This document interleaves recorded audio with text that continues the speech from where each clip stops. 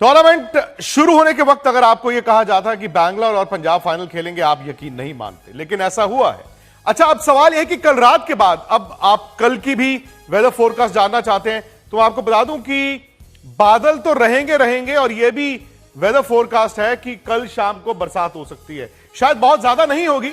कल भी देखिए थोड़ा खलल जरूर डला था, तकरीबन 2 घंटे लेट मैच शुरू हुआ, लेकिन मैच पूरा हुआ, उसमें बरसात नहीं हुई।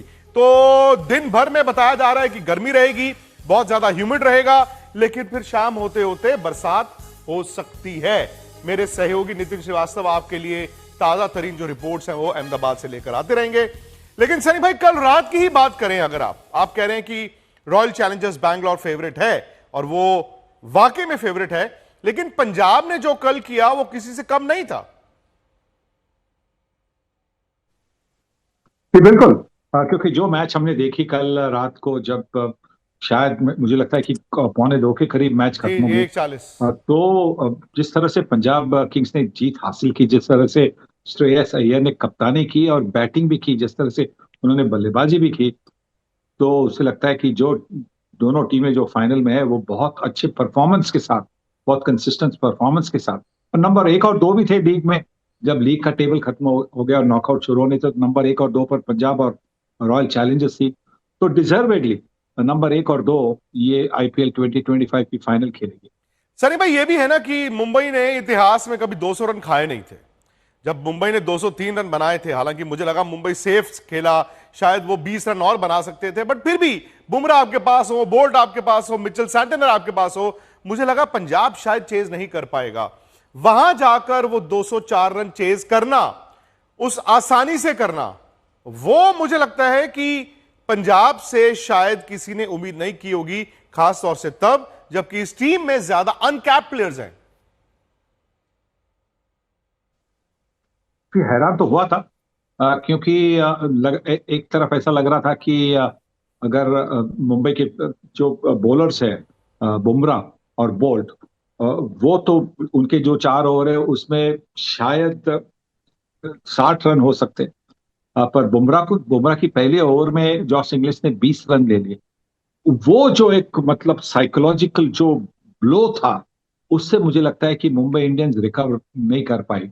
उसके बाद में उनकी फील्डिंग में भी कमजोरी थी, फील्डिंग में कैचेस गए।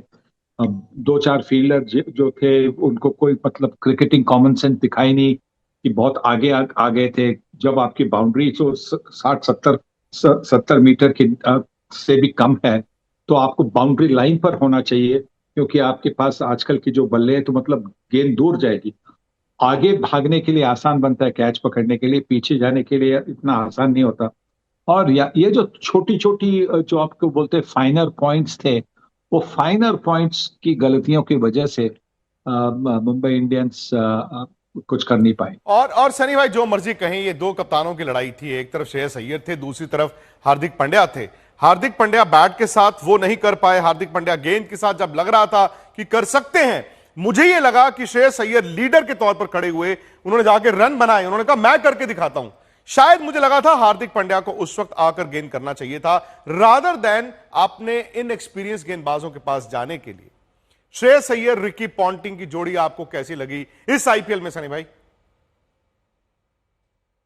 देखिए, श्रेयस अय्यर के पास तो उनकी कप्तानी के बारे में 2 राय है नहीं। आप उनकी कप्तानी का रिकॉर्ड देखें, जब वो दिल्ली के कप्तान थे तो प्लेऑफ्स में ले आए पहली बार, दूसरी बार दूसरे ईयर वो फाइनल में लेके गए, और फिर उसके बाद में कोलकाता नाइट राइडर्स को उन्होंने लास्ट ईयर ट्रॉफी जिता कर दे दी। तो कप्तान जो होता है, जो सेंटर में होता है, वो सबसे अहम होता है, क्योंकि उसको निर्णय लेने होते हैं। हाँ, बाउंड्री लाइन पे या डगआउट में या स्ट्रेटेजिक टाइम आउट में आपके पास कोच आएंगे, सपोर्ट स्टाफ आएंगे, आपको आपका उनके साथ सलाह मशवरा हो सकता है, पर फिर भी आखिरकार जो डिसीजन लेना है वो कप्तान को लेना होता है, और वो श्रेयस अय्यर बहुत अच्छी तरह से ले रहे हैं, और इसी की वजह से तो उनके अंडर उनकी टीमें बहुत अच्छा प्रदर्शन करती है। तो सनी भाई, जब श्रेयस अय्यर में इतना कप्तानी दिख रही है, क्या इंडिया को उनको ग्रूम नहीं करना चाहिए कैप्टनसी लीडरशिप रोल में? और मैं सिर्फ किसी एक फॉर्मेट की बात नहीं कर रहा हूं, वो T20 हो सकता है आने वाले वक्त में, वो वनडे हो सकता है आने वाले वक्त में, टेस्ट क्रिकेट अभी पता नहीं क्योंकि टेस्ट क्रिकेट का कप्तान ऑलरेडी बन चुका है? देखिए, कप्तानी के लायक है या नहीं, इसके पहले हमें यह भी देखना होगा कि शुभमन गिल जो कप्तान है, वो उनको हमें मौके देने चाहिए। जब हम इस बार ऐसी बातें करते रहते हैं तो हम शुभमन गिल पर दबाव डालते हैं। हमें ये शुभमन गिल पर अभी इंग्लैंड के टूर के पहले दबाव डालने की जरूरत है नहीं। पहले तो बात यह है कि श्रेयस अय्यर तो भारतीय टीम में है नहीं, तो फिर कप्तानी की, उनके भारतीय कप्तानी की बात बिल्कुल नहीं होनी चाहिए। भारतीय टीम में जब उनकी वापसी होगी तब शायद उनको जी। कप्तान बनाना चाहिए, उस वक्त की बात होगी। अभी ये सबसे बड़ी इंपॉर्टेंट चीज है कि हमें युवा खिलाड़ी जो शुभमन गिल है उन पर बहुत जबरदस्त कॉन्फिडेंस दिखाना है, क्योंकि वो हमारे कप्तान है, वो इंडिया के कप्तान है, हमारे इंडिया के कप्तान है। तो हमें इसके बारे में कोई, उनके मन में कोई भी ऐसा डाउट नहीं डालना चाहिए, उन पर कोई ऐसा दबाव नहीं डालना चाहिए कि भाई देखो श्रेयस अय्यर है। बिल्कुल दबाव नहीं डालना चाहिए, आगे जाकर देखेंगे।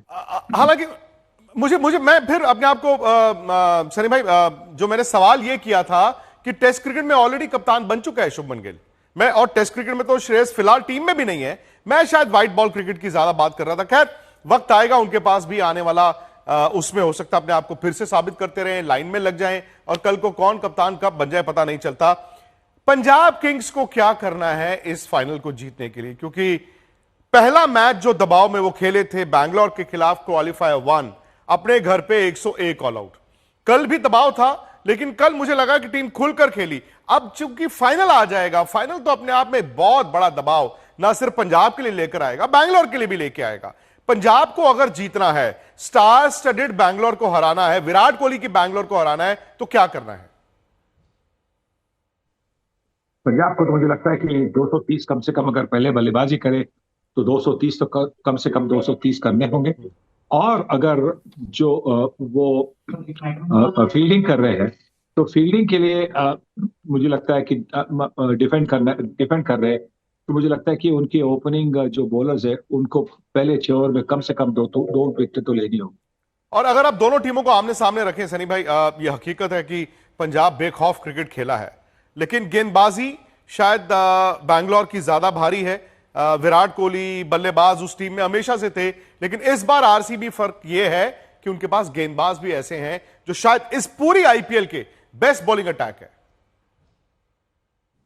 बिल्कुल, देखिए उनके पास जॉस हेजलवुड और भुवनेश्वर कुमार है, जो शुरुआत में नया गेंद अच्छी तरह से इस्तेमाल करते हैं। यश दयाल भी आखिरी ओवरों में आकर अच्छी तरह से गेंदबाजी कर रहे हैं।